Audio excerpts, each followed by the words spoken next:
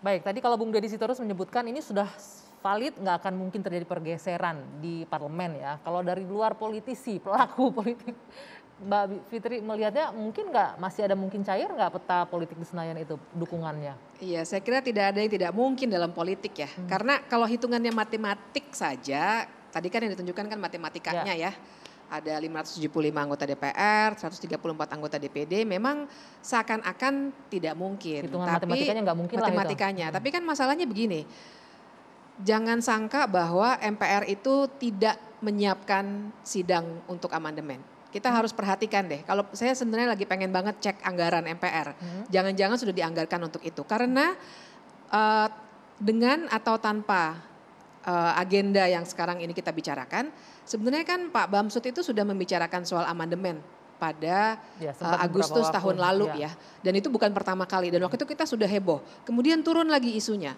Nah tapi saya dan kawan-kawan yang tidak menginginkan adanya amandemen, sebenarnya tengah memperhatikan, kelihatannya ini bisa jalan. Dan begitu amandemen nanti atau rapatnya terjadi, segala sesuatu bisa terjadi, termasuk ingat, dulu tahun 2008 kalau saya tidak salah, sempat mau ada amandemen diusulkan oleh DPD, hampir terjadi juga, tapi tiba-tiba hanya selang beberapa hari waktu itu PAN menarik suaranya semuanya sehingga tidak sampai sepertiga. Nah tapi cerita itu akan mengantarkan kita pada situasi bahwa dalam 1-2 hari kalau agendanya sebenarnya sudah terjadi, apapun bisa terjadi. Ya, dan kita harus perhatikan betul, tentu saja saya yakin Valdo ataupun Bang Deddy tidak dalam posisi bisa bercerita begitu leluasa, itu satu hal. Dan kemudian juga barangkali ada informasi yang tidak sepenuhnya bisa terbaca begitu ya. Tapi kita harus lihat betul kalau orang hukum itu ya, kalau dalam menginvestigasi sesuatu itu kan pertama kita harus lihat motif. Motif siapa yang paling diuntungkan dari sebuah situasi. Kalau bicara motif yang diuntungkan dari amandemen ya jelas nanti jabatan yang kita bicarakan kan presiden. Ya, dan kemudian presiden yang kedua lihat aktor-aktornya tadi. Dari semua ibaratnya begini, seandainya memang ingin menunjukkan sifat negarawanan, sebenarnya Pak Jokowi sendiri sebagai ketua presiden gitu ya, ketua dari koalisi yang sebenarnya besar sekali, yang tiga-tiganya partainya sudah bicara, bisa panggil. Jangan lupa waktu Cipta Kerja bisa kok semua dipanggil, semua didisiplinkan. Kenapa sekarang belum pernah ada ketegasan semacam itu? Karena fokusnya lain katanya, fokusnya untuk IKN dan lain-lain. Tadi Bi Fitri bilang hitungan matematika, saya justru bicara nuansa kebatinan di gedung parlemen gitu loh. Karena saya ada di dalam. Bahwa orang per orang bicara ya silakan aja monggo gitu loh. Tapi kalau saya membaca suasana kebatinan itu akan sangat jauh lah peluangnya kemungkinan. Kalau soal amandemen misalnya, itu saya kira sudah tidak akan terjadi. Saya percaya. Kenapa? Karena dulu usulan amandemen kita itu setelah 2019 sebenarnya untuk memasukkan tentang haluan negara. Itu saja kepentingannya, tetapi berdasarkan hitungan politik bahwa itu bisa membuka kotak Pandora, akhirnya gagasan itu hilang. Nah, kalau ada gerakan-gerakan gitu yang kita nggak tahu ya, mari kita lihat sama-sama. Tapi realita per hari ini kalau menurut saya ya, it's most impossible. Hampir tidak ada peluang bahwa untuk perpanjangan ini dilakukan. Karena tidak memenuhi syarat konstitusional dan tidak memenuhi realita objektif yang ada. Bahwa itu mungkin aja, let's see. Karena kita kan nggak bisa bernubuat juga bahwa pasti akan begini, pasti akan begitu. Ya, kita nggak tahu orang perubahan pikiran atau apa. Tetapi setidaknya sebagai partai dan sebagai orang yang mengerti Pak Jokowi, saya merasa gagasan ini pasti akan hilang. Tadi saya menarik tuh pernyataan Mbak Fitri bahwa Bung Valdo dan Bung Deddy sebenarnya ada posisi yang tidak leluasa untuk bicara. Yang jelas saya bukan ahli kebatinan ya, tapi saya bisa memberikan analisis politik dan analisis hukum tata negara. Saya tidak bisa memberikan analisis kebatinan karena itu saya bukan dukun ya. Tapi saya kira maksud saya dengan suasana kebatinan itu adalah dialog-dialog yang terjadi di gedung DPR. Tidak ada mengarah ke amandemen ya. Kita. Tidak ada mengarah ke amandemen sama sekali. Itu bahasa suasana kebatinan bukan mistik Mbak Bi Fitri gitu loh. Saya ingin mengatakan bahwa di antara kita yang ada di DPR, ya mungkin kalau begini loh. Kalau bicara sambil lalu, ya bagi orang DPR sih enak aja, nggak harus kampanye lagi nambah. Tapi itu kan omongan sambil lalu. realitanya kita tahu itu sangat sulit gitu loh. Nah, itu akan melahirkan krisis kenegaraan yang parah nih. gitu Saya loh. mau bicara sedikit.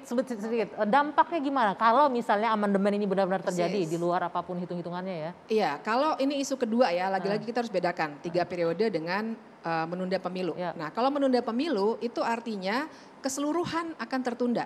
Jadi DPR dan DPD itu juga harus ditunda, yang artinya sebenarnya kalau agenda ini masuk, ini sebenarnya menguntungkan bagi mereka.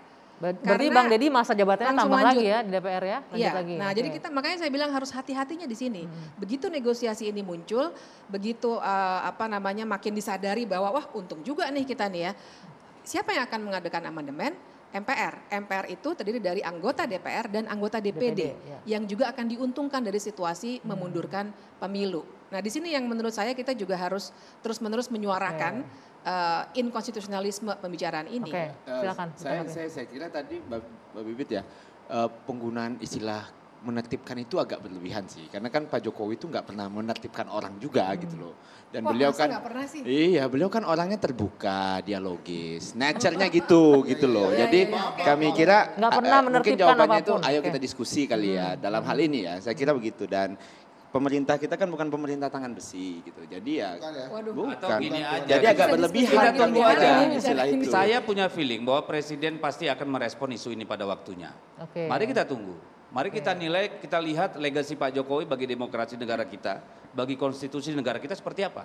Karena kalau hanya meraba-raba dan kemudian memprediksi ini itu, ya semua orang juga bisa, silakan saja. Dan nggak dilarang juga. Nggak dilarang juga. Nggak dilarang juga. Gitu loh. Oke, terakhir. Serunya adalah, kalau saya melihatnya ada beberapa hal nih. Yang pertama, ini testing the waternya terus-terusan loh.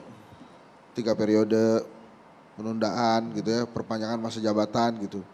Dan itu hal-hal yang nggak pernah saya pikirin di awal-awal pemerintahan Pak Jokowi gitu. Ternyata testing the waternya ada terus. Aktornya itu ada lagi gitu. Dan yang paling menggelitik sebetulnya, kenapa sih terus-terusan testing the water gitu ya. Dan ada deal apa sebetulnya? Ini kan begini-beginian ini kan nggak mungkin cuma lempar terus yang sudah bilang selesai. testing the water kan Om Hans. Iya kan saya tadi yang bicara. Iya. Itu kan saya bertanya kan, kenapa testing water ini Pak Jokowi terus-terusan? mah nggak testing bos. Testing juga. Nggak testing Pak Jokowi. Pak Jokowi lagi menjalankan tugas. Ini testing water dia dan menjalankan tugas iya yang testing orang lain gitu kan. In the water sekarang kok Pak Jokowi. Nah tapi makanya ini bahasa bersayap gitu kan bahaya juga bos. makanya kan Anda jadi seolah-olah menuduh bahwa itu kerjaan Pak Jokowi orang yang iya. Pak Jokowi kan bukan tangan besi tadi, enggak. Saya kira misalnya begini loh, soal 3 periode dari tadi saya sudah katakan, setidaknya ada 4 kali Pak Jokowi membantah. Ya itu udah soal clear. Soal perpanjangan pengunduran pemilu kan perpanjangan masa jabatan. Kita akan Mari kita tunggu. tunggu. Ya, itu dia. Itu akan muncul. Titiknya sampai di sana kita akan tunggu ya bagaimana respon Pak Jokowi. Nggak testing the water. Waktunya In the water. habis, dari kita harus akhiri. Terima kasih Bung Hensa, Mbak Bivitri, terima kasih Bung Faldo, Bung Deddy, terima kasih. Selamat malam. Kita jumpa lagi pekan depan di Dua Sisi. Sampai jumpa pemirsa. Momentumnya lewat. Momentumnya lewat ya Allah.